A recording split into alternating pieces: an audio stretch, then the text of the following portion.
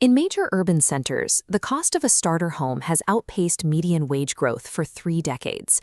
This widening gap is filled by a new economic model, where ownership is replaced by a monthly access fee for your car, software, and shelter. This concept of a broad home-owning middle class is a relatively recent development. It peaked after 1945, driven by post-war reconstruction and the promise that a single median income could fully amortize a suburban house in 20 years. Today, that post-war math is being challenged by a second shift. Tech leaders are deploying AI agents, capable of performing the financial modeling and data analysis that once provided a stable income for millions of white-collar professionals.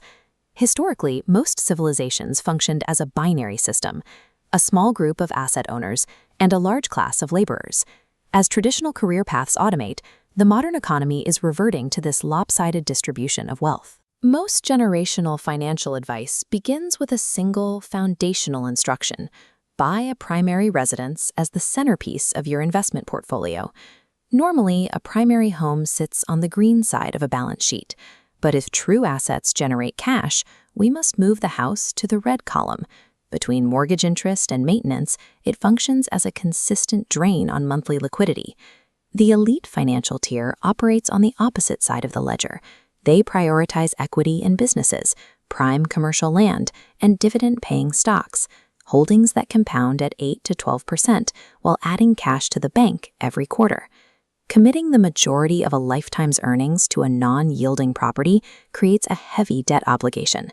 For many families, this primary investment ensures they remain dependent on a monthly paycheck just to service the interest. There is one specific geography that has managed to reverse this trend.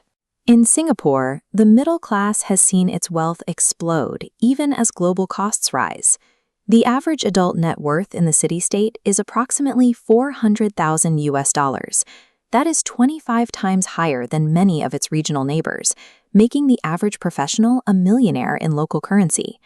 This wasn't a slow, natural accumulation. In 1970, Singapore's GDP per capita was roughly $800. Today, it exceeds $80,000, a growth rate that significantly outpaces the rest of the developed world.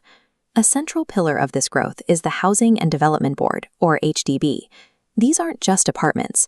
They are the primary vehicle for the state's wealth distribution policy. Citizens purchase these units at a government-subsidized discount of 50 to 60% below market value. The purchase is backed by a fixed 2.6% interest loan directly from the state, bypassing commercial bank rates. This structure provides the buyer with immediate equity.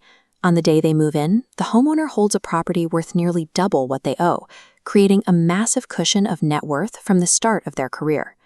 The HDB model relies on a specific sequence to force capital accumulation. It begins with that subsidized entry price for a young professional or a new family. After a 5-year minimum occupation period, the owner can sell the unit on the open market. Because the initial price was suppressed by the state, the seller captures a 6-figure profit in a single transaction. The policy then allows the family to roll that profit into a second subsidized unit. This creates a ladder effect, where each move increases the household's total equity without requiring a massive increase in monthly out-of-pocket costs. For owners who choose to stay, the system offers a different advantage: high-margin rental yield.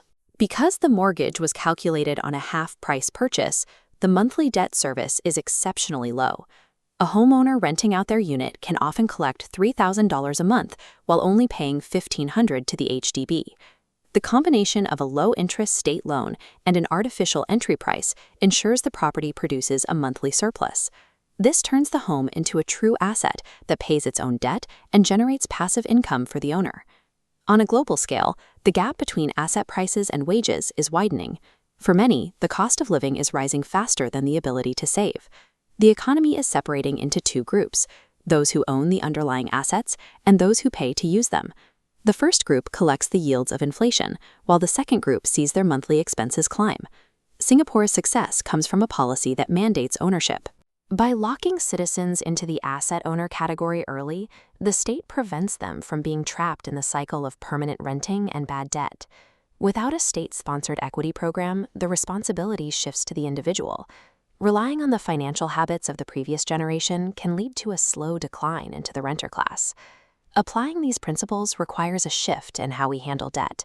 High-interest financing for travel or consumer goods is a direct subtraction from your future net worth.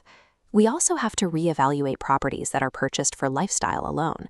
If a home consumes 40% of your income and produces no return, it functions as a liability on your ledger. True financial growth comes from prioritizing investments with built-in equity and passive yields. This means seeking out equities or rental properties where the cash coming in consistently outpaces the cost of the capital used to buy them. Managing a personal balance sheet requires the same scrutiny used in corporate accounting. You track every line item to ensure it contributes to the bottom line, rather than simply funding a lifestyle. Navigating the current economic shift requires identifying which side of the ledger your property actually lives on. Building a personal financial machine starts with refusing to accept liabilities disguised as assets.